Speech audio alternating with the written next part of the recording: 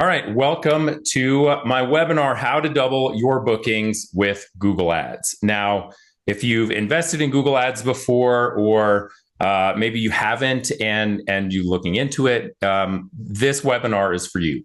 We're going to cover a lot about Google Ads, right? So my plan for the session, we're going to talk about the campaign types. We're going to talk about how Google Ads campaigns work and how to best utilize them for our business, how to set up your measurement. Now, I understand that this is going to be a big thing for the skydiving industry because of the various shopping carts we use, Burble, Dizio, Ground Control, DZ Manager. I mean, you name it. There's even custom stuff out there. Keyword targeting. How can you be effective with the search terms that people are actually using? Ad extensions that are going to make your campaigns a lot more effective. Some basic weekly and monthly campaign optimizations for you to be looking at or to have your team member be looking at. And then we're going to dig into retargeting. So anyone who maybe landed on the website but hasn't jumped yet, and then leveraging your customer lists to build better audiences and to get Google's AI ad system working for your benefit. And then after that, we'll bounce into the Q&A. We'll just open it up to any questions. And you write any level of question is absolutely appreciated here, you know. So whether you're a Google Ads ninja like myself or new to the game, doesn't matter. We're all just trying to grow our business here, right? So who am I and why should you listen to me? If you've been on another webinar, you've probably gotten this breakdown. Show my family. I don't want to bump them. First and foremost, I'm a husband and a dad to 3 boys. My family, super important to me. I'm a Marine Corps veteran of Afghanistan and Iraq. And I have about 15 plus years, I think going on 16, of digital marketing experience across a lot of competitive industries, right? I spent 6 years in a director role at a legal marketing firm, and then a fintech marketing firm. So got to deploy really heavy budgets into really competitive areas and play around with that, right? So a lot of these insights are coming from there. In 2023, I think we had about 1.3 million total in Google ad spend that I was managing across clients. And so it's not guesswork, right? This is information gleaned from trainings and then deploying a lot of real budgets against real businesses and then, examining the results. I began working with drop zones in March of 2020. I've been a skydiver since 2012. And I launched my full-time agency this year in January and really been trying to maintain the growth, right? And deliver just quality product to our clients. And now I just want to give back to the community. That's what a part of this webinar is about. So I keep talking about the elements of an optimized digital campaign, right? So you got your website, you've got that dialed in and looked pretty. And then you're driving traffic to it, right? You've got your organic traffic coming from, your digital PR. It's coming from Google Search and Google Maps. And then you've got maybe your Google Ads on top of that, right? You're driving some traffic, some paid traffic from Google Search because SEO takes time. And then a lot of drop zones have a really good active social media profile, right? We get our fun jumpers out there to start posting on social, or maybe we do it ourselves. We like it.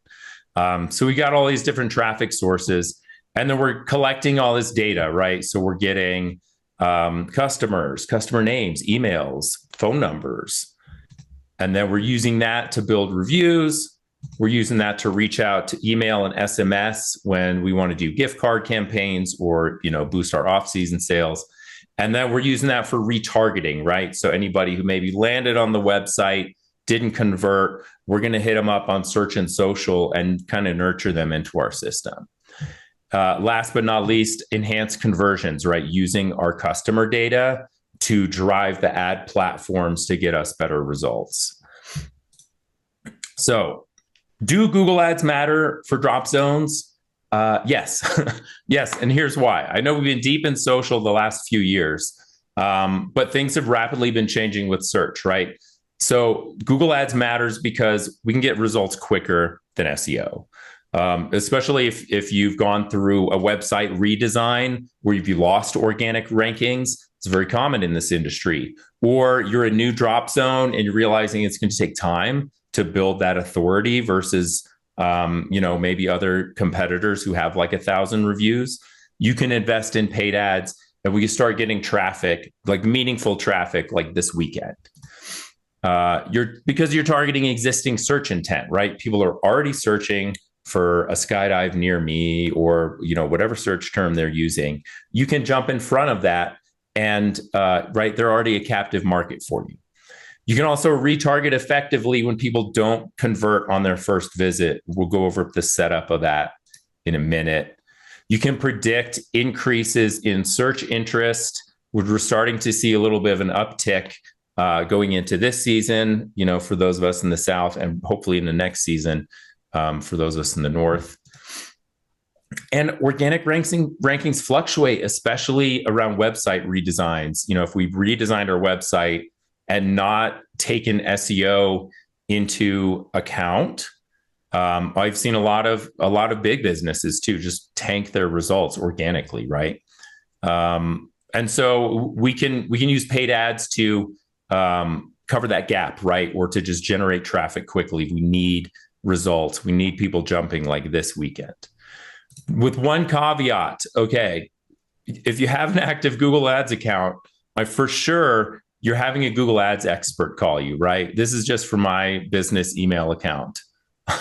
I'm your dedicated Google Ads expert. I'm your dedicated Google Ads expert. I'm your dedicated. My goodness, right? These guys are all third-party contractors. So please don't listen to what they say.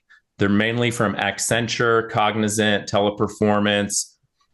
Just Google what Accenture did during I think it was the 2020 election. That's all I have to say. They have a high employee turnover. The strategists have less than 6 months of experience. They have no hands-on ads management. They've never managed a budget, right? Their recommendations are bad.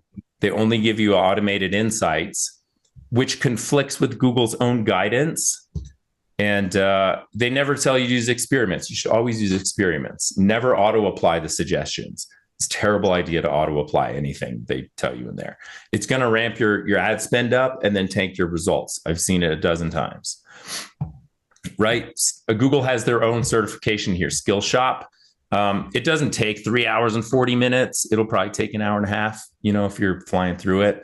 But you can get the search certification. Google will tell you how to run ads, and then they'll have people call you and tell you to do the opposite to make them money, I guess. But pretty terrible setup they got. So let's run it on our own. Don't rely on the Google Ads expert from Uttar Pradesh, okay, that's just got out of college and got 6 months of experience. No. Let's go over the main campaign types, and then we could just do this ourselves and sort things out. So when you're starting a new campaign in Google, it gives you all these options, right? Choose your objective, sales, leads, blah, blah, blah. Now, if you choose create a campaign without a goals guidance, it's going to give you the specific campaign types to break out. Excuse me. So you'll see up first is search. Now, search is going to give you the biggest bang for your buck. Get in front of high intent customers at the right time on Google search. The right time is when they're searching for you, right? Performance Max, these Google Ads experts, and in the back end, is going to be telling you to keep pushing Performance Max. This is really just best for e-commerce businesses. You reach audiences across all of Google with one campaign, and their AI is supposed to optimize it. I've never had success with PMax campaigns. If anything, just test it against the search campaign. Display. We want to invest a little bit of budget here, right? Because display reaches customers across websites that are monetized with the Google Ad Network. So that's going to be like CNN, Forbes, a whole bunch of other sites. So we can reach the people who have hit our website as they're browsing the web pretty much every single day. Shopping might be good for like a gear store, but typically we don't have like an e-com setup. And then video, right? Video we can use for retargeting on YouTube. And although YouTube is a part of the display network, display is going to get you a text ad. YouTube, you can put up video, and which I would encourage you to do. You guys are making videos all day long, right? And we could use that very effectively to retarget. So let's dig into our moneymaker, the search campaign.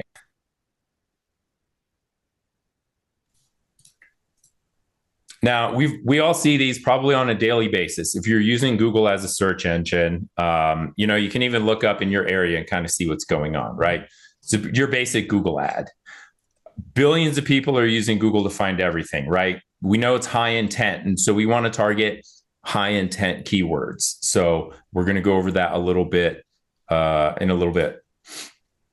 Google search has 95% of US mobile traffic.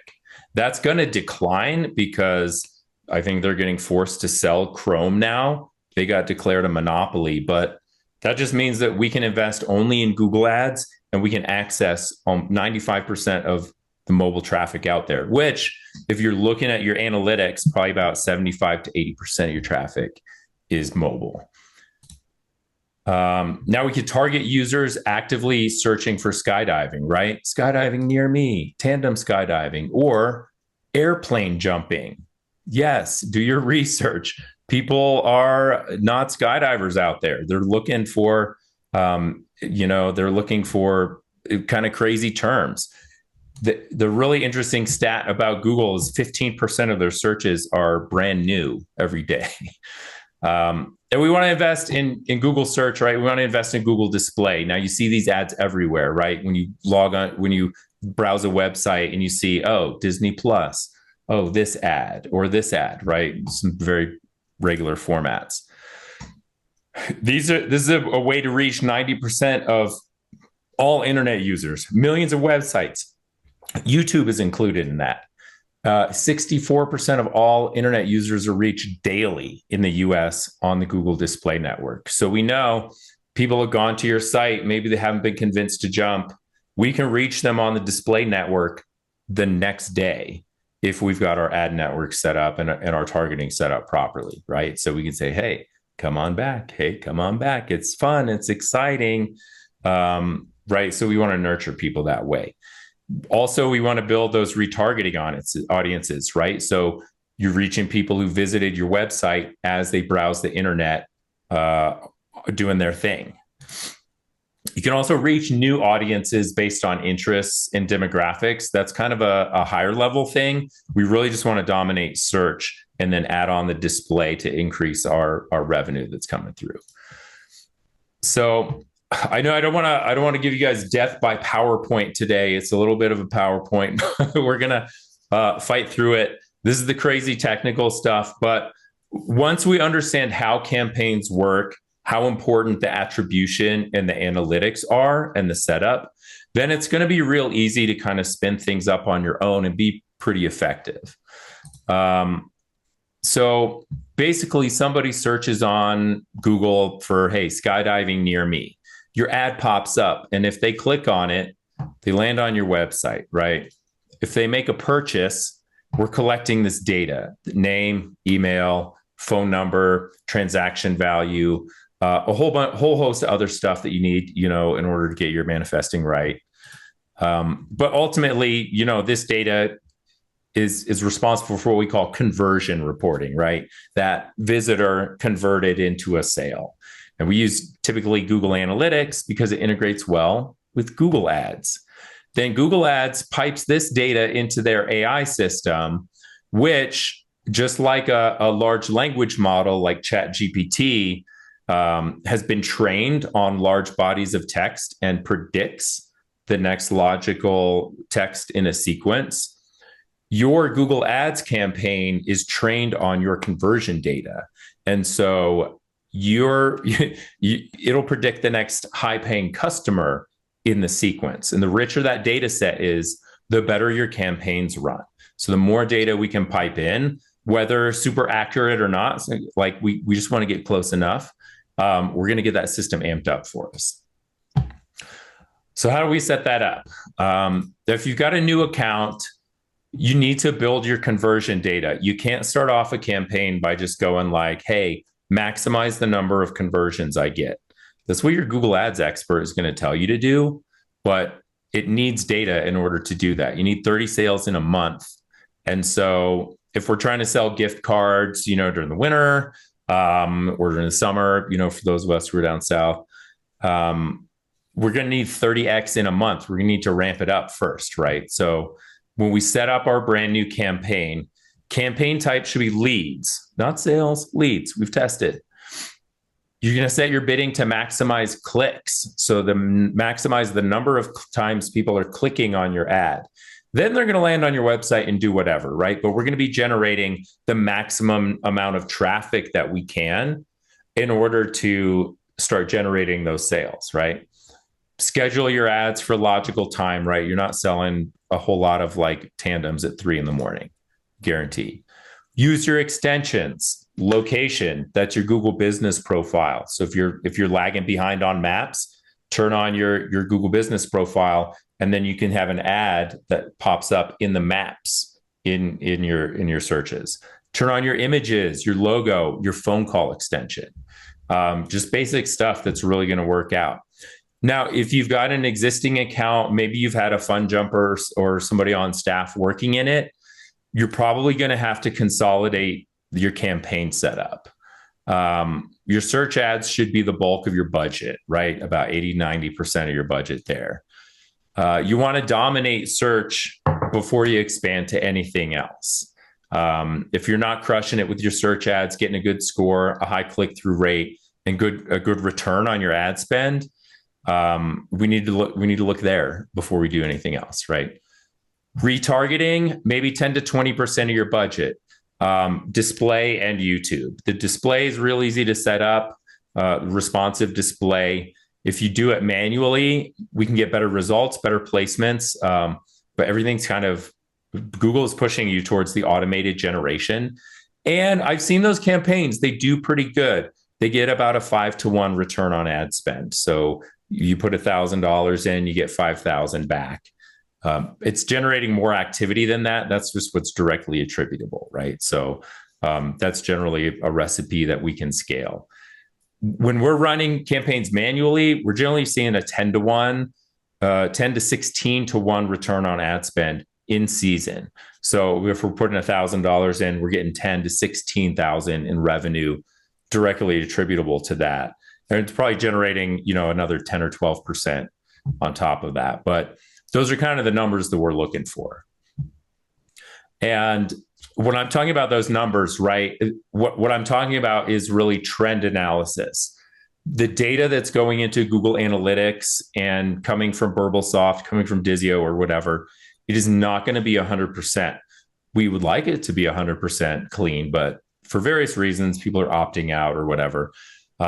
So we want to get as close as possible, because remember, that campaign is really looking at the transaction value and who is converting in order to find you new audiences who are it's not just using a search terms, right?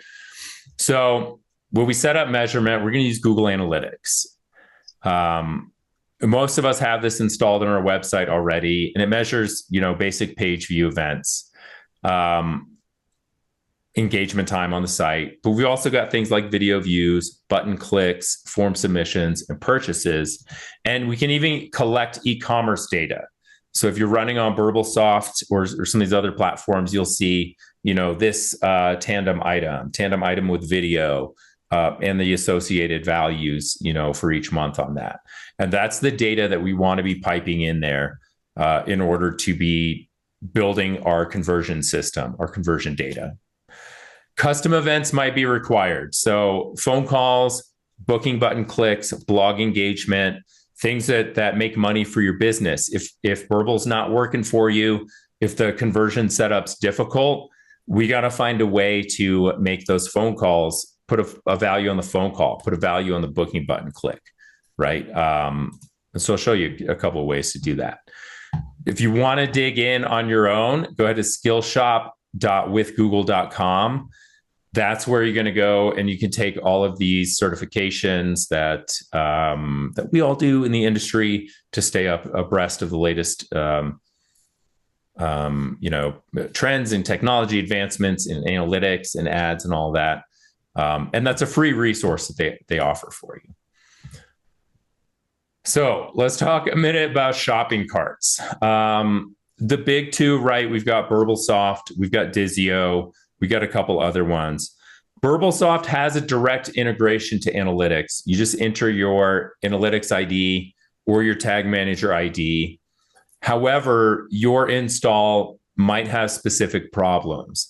And so we might have to set up some custom scripts in order to report our values. Sometimes it's fine. I've seen sometimes it just breaks. It's kind of an ongoing issue. And if you've dealt with support, on either of these platforms, it could be a little bit spotty.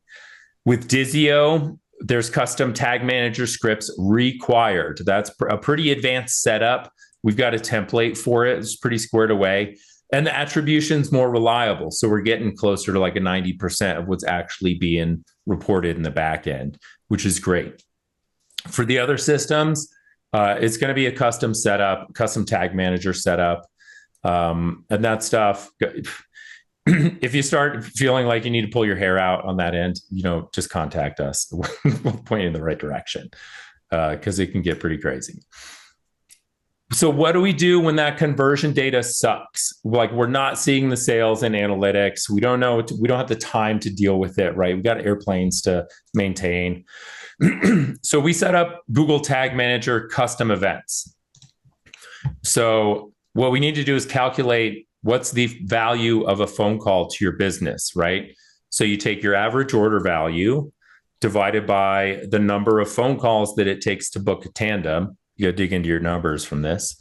And then, hey, a phone call is worth $18 to me, right?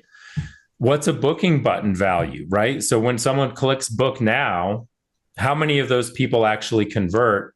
And then what's the value of theirs, right? So you can track that back. Hey, maybe, our average order value is say it's $500 and every fifth click turns into a sale. Hey, that's worth $100. We can report that back to Google as a custom conversion, right? And you can see for this period, we actually had about 62K in total revenue tracked in Burble, right? And so this is actually pretty accurate based on the ad spend and the traffic numbers that we're seeing for this client. Is it the freshest data? No, but it is working in the system and we're generating those sales and kind of not relying on the software back end to figure things out for us. You can set that up in Tag Manager. If you guys want to screenshot this, if you're interested in plopping it, you just set it up on your links where the click URL contains BurbleSoft. That's anytime you're sending someone over to BurbleSoft or Dizio or whatever the URL is. And then you can just import that into Google Ads as a conversion, assign the value, set it as your primary conversion, and then it's going to start ramping up for you. Then we got to start talking about keywords. So Google's automated setup, again, it does pretty well. It'll get you to a 5-to-1 ROAS, but right, we can double that with what we're doing. We can double or triple that typically in season. And so you can use Google Keyword Planner. It's built right into the back end of Google Ads. I just typed in skydiving, hit enter, and you can see all of these terms that are showing up. And so you see, 110,000 monthly searches for sky, space, dive.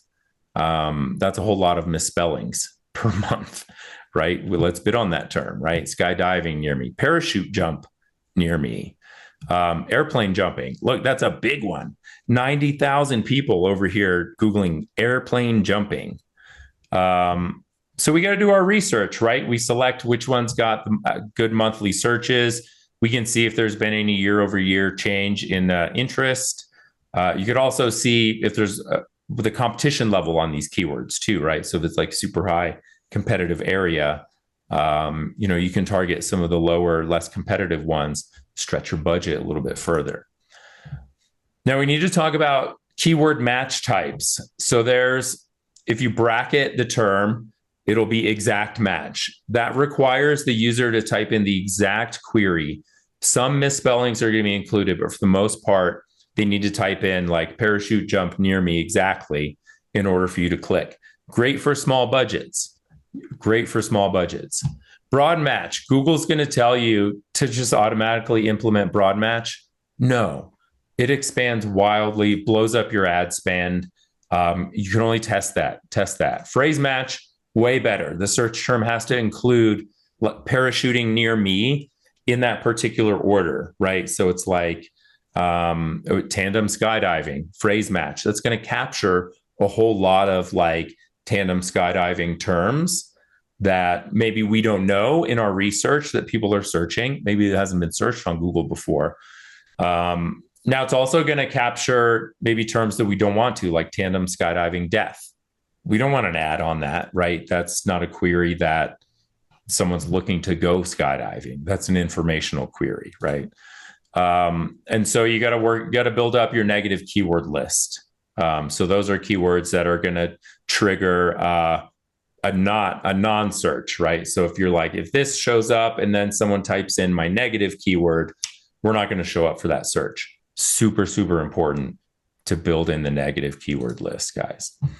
And keep it simple. Okay. Obviously I deploy things at a really high level because I can. That's what I do full time, right? I would say we start with 15 to 20 initial keywords. We get a template for this. We use phrase match so that we can capture a whole bunch of those additional ones. Focus on your target state or local area within a 3 to 4 hour driving distance. Build that negative keyword list, right? So death, cheap, jobs, employment. You could just do a Google search for Google Ads negative keyword list, and you'll see just a whole bunch of stuff that people up there. But you also got to take a look at your search terms that people are using to find your ads, and then see which ones are non-relevant over time. Trim that list out so that you just get a super clean account on your keyword targeting. And do your research on that. 15% of Google daily searches are terms it's never seen before. It's never seen before. So obviously some of those are like new brands, new trends, and things that are coming out. But a lot of it are going to be just long tail keywords and words that have been put together in ways that Google has never seen before. That's kind of an astounding statistic, but it just goes to show you that there's opportunity out there besides just like, oh, I'm targeting tandem skydive, right? There's new searches every single day that people are using to find your business, and we can get in front of those searches and capitalize on that before our competitors do. So the last thing we want to do is set up our ad extensions for our campaigns, right? The ad extensions are going to make our ad look pretty, and it's going to make it improve our click-through rates too, right? So the amount of people who view versus actually click. And we got a couple on this example, right? So we've got our review extension. So you can see the number of reviews, rating 4.9. You'll see I mentioned in the text too, mention the number of 5-star reviews in the text, right? Bring out, it's like 897 5-star reviews. Killer. Site link extensions. The book now, I'm like mirrored here. It's Tandem Skydiving. That's a site link. So it clicks to your Tandem Skydiving page, to your Learn to Skydive page. Helps increase people who are doing informational search, right? We got phone call extension. So on mobile, a click to call extension, which is trackable. You can build in the location extension, Google Business Profile. So now you're going to appear in that top slot in the Google Maps pack because we're paying for it rather than just trying to get organically, right?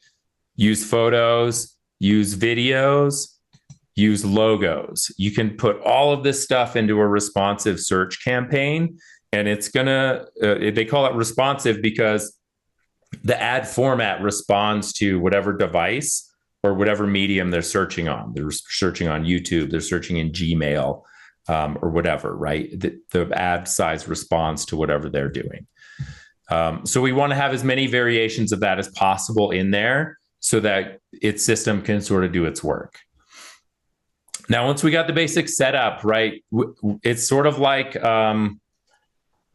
It's sort of like takeoff, right? So we've gone through our pre-flight and everything. We've checked everything, we've gone through our checklist. We throttle up and now we got to get this sucker in trim. So each week we got to take a look at everything, right? So we're taking a look at our budget. It's our Google Ads circle of awareness, right? We're looking at our impression share. How much search volume is there? Say there's 10,000 people searching for all of my skydiving terms. If I have 30% impression share, that means I'm only reaching 3,000 eyeballs. Maybe we should up our budget a little bit, right? Are we getting in the top ad spots? That's going to be, right, they're going to give you another metric for that. If not, you want to up your bids. I want that number one top ad spot because that is the number one most clicked on, period. What are my competitors doing? Are they bidding on more impression share? Do they have the top ad spots compared to me? We would take all those data points and realign them with our strategy, right? And take a look at our budget, a return on our budget, and see if we can scale that. Keywords. Weekly, you want to be building that negative keyword list, ideally every couple of days as you get started, because Google really has a tendency to expand things rapidly. If you've dared to go on broad match, you got to be in there daily because it's just going to blow up on you. And then you want to add relevant keywords too, because you're going to find, hey, this triggered, my ad got triggered on this search, but I'm not necessarily targeting that. Maybe let me add that one. And then over time, trim the low performers, right? So we want to keep it real smooth, right? We don't want to have our account bloated with too many keywords because then we're bidding on a whole lot of impressions, but not getting the clicks that are leading to business, right? Monthly, you want to be running experiments. Run an experiment to test broad match versus phrase match, right? Run an experiment to test a campaign with the sales objective versus the lead objective. Any of the insights that you're tempted to click auto apply, run it as an experiment, please. Keyword match types, right? Bidding and budget, all stuff you want to be running experiments on, especially in season, so that you can get the best tweaking possible, right? Then look at your overall performance trends. Return on ad spend. What's my ROAS, right? That is the big in this industry. I'm putting $1,000 in. How much am I getting out, right? If we're cruised up and we got our Google ad really trimmed out, or our campaigns trimmed out, we're running at a 10 to 16 return on ad spend, right? So invest $1,000, you get $16,000. I got 182s running $3,000 plus in budget in season because it's generating such a killer return. So once things are ramped up, it's scalable. You can just tune that up in the season, throw a little bit more budget at it, and then dial it down when the search volume doesn't predicate anymore. And then monthly, right? Apply any successful experiments. So you dig into, hey, this match type is actually working well. I do have campaigns, right, where the accounts with similar setup, and one of them is crushing it with broad match, and then the other one, the experiment tanked it by like 90% on the results. So yeah, we can't apply that whatsoever. So just know that you can't do what another business is doing necessarily and expect the same results. You always got to be testing. My great metaphor for that is there's no secret sauce, guys. I have the encyclopedia of bodybuilding from Arnold, right? I don't look like that. It has everything in here, right? It's all about execution. That's why I give you my secret sauce, because you get so bogged down in Google Ads trying to make this happen that you won't be flying your airplane, and then you got to call me. It's my plan. All right. Last but not least, guys, retargeting and using your customer lists. A lot of us are not doing anything with our email lists in the skydiving industry. So there's a lot of things that we can doing. Number one probably is going to be email campaigns, to start generating gift cards, especially this time of year. But also we can start uploading that data to our various ad platforms to make the ad platforms more intelligent on our behalf. So in Google Ads, we want to be building audience segments.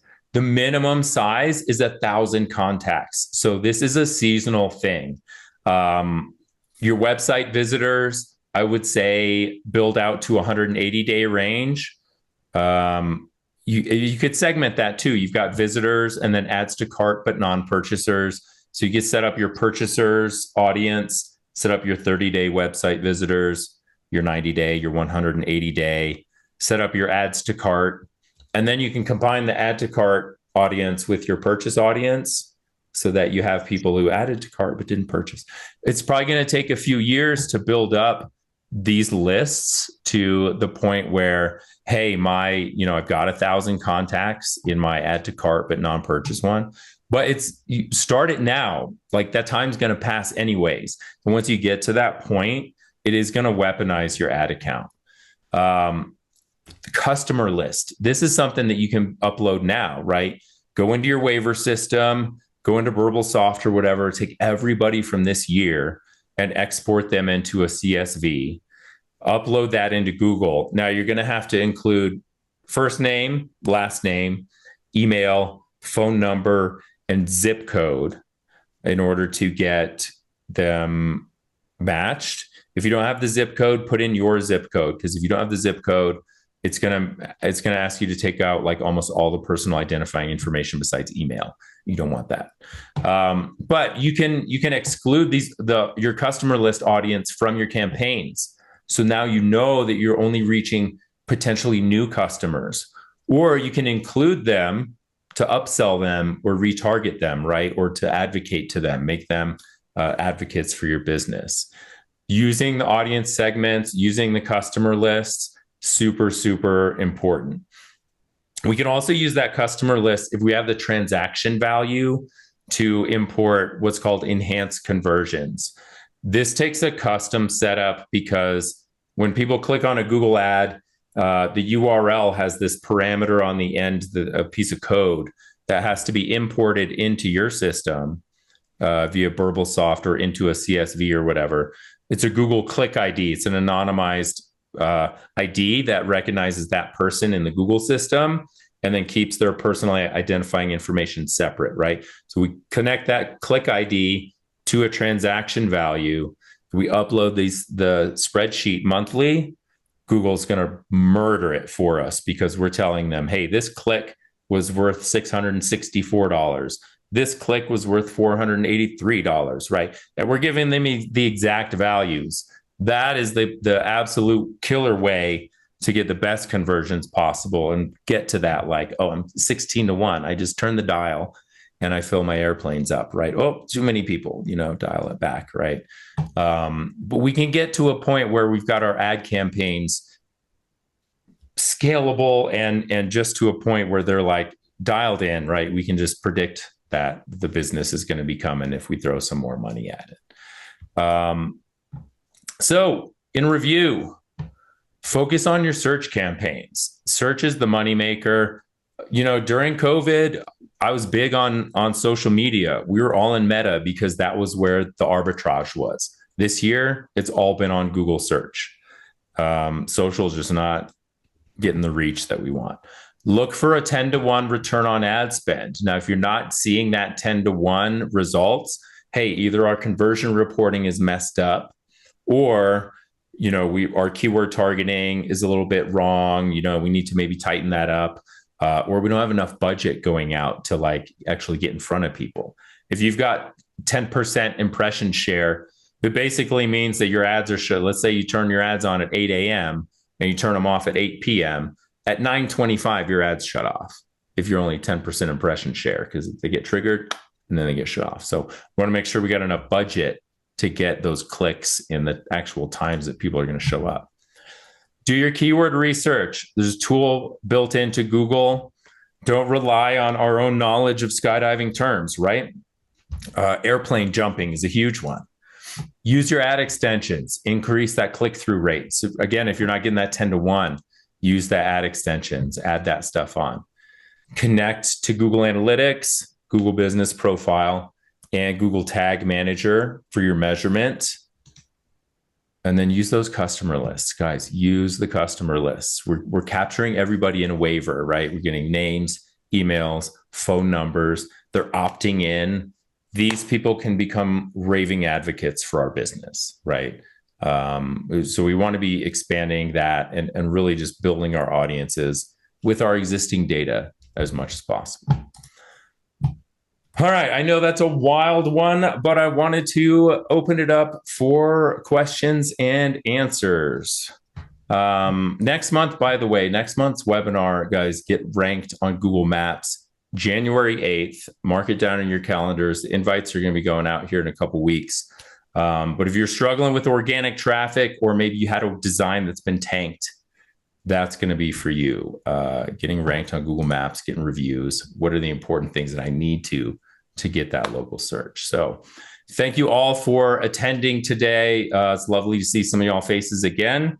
Open up to Q&A if anybody's interested in picking my brain a little bit. I'm going to stop the recording.